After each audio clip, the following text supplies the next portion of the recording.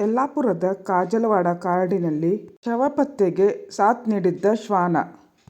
ಕಾಳಮ್ಮನಗರದಲ್ಲಿ ಹಿಂದೂ ಮಹಿಳೆ ರಂಜಿತಾಳನ್ನು ಹತ್ಯೆ ಮಾಡಿ ಕಾಡಿನತ್ತ ಓಡಿ ಹೋಗಿದ್ದ ಮುಸ್ಲಿಂ ಯುವಕ ಆರೋಪಿ ರಫೀಕ್ನನ್ನು ಪತ್ತೆ ಹಚ್ಚುವಲ್ಲಿ ಪೊಲೀಸ್ ಇಲಾಖೆಯ ಶ್ವಾನ ಅಕೀರಾ ಮಹತ್ವದ ಪಾತ್ರ ವಹಿಸಿದೆ.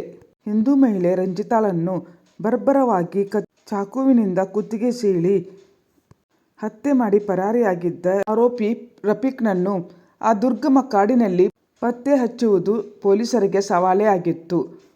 ಆದರೆ ಪೊಲೀಸ್ ಇಲಾಖೆಯ ಶ್ವಾನವೊಂದು ಅವರ ಕಾರ್ಯಾಚರಣೆಯಲ್ಲಿ ಸಾಥ್ ನೀಡಿ ರಫೀಕ್ನ ಶವವನ್ನು ಪತ್ತೆ ಹಚ್ಚುವಲ್ಲಿ ಯಶಸ್ವಿಯಾಗಿದೆ. ಕಾಡಿನತ್ತ ಓಡಿದ್ದ ರಫೀಕ್ಗಾಗಿ ಪೊಲೀಸರು ರಾತ್ರಿಯಿಡೀ ಕಾರ್ಯಾಚರಣೆ ನಡೆಸಿದರೂ ಆತನ ಸುಳಿವು ಪತ್ತೆಯಾಗಿರಲಿಲ್ಲ. ನಂತರ ಕಾರ್ಯಾಚರಣೆಗಿಳಿದ ಅಕೀರಾ ಎಂಬ ಶ್ವಾನ 1.5 ತಾಸಿನೊಳಗೆ ರಫೀಕ್ನ ಶವವನ್ನು ಪತ್ತೆ ಮಾಡಿದೆ. ಪೊಲೀಸ್ ಇಲಾಖೆಗೆ ಹಲವಾರು ಪ್ರಕರಣಗಳ ಪತ್ತೆಗೆ ನೆರವಾಗಿರುವ ಈ ಅಕೀರಾ ಶ್ವಾನ ಕಾಜಲವಾಡ ಕಾಡಿನಲ್ಲಿ ರಫೀಕ್ನ ಶವವನ್ನು ಬೇಗ ಪತ್ತೆ ಮಾಡಿ ಪ್ರಶಂಸೆಗೆ ಪಾತ್ರವಾಗಿದೆ.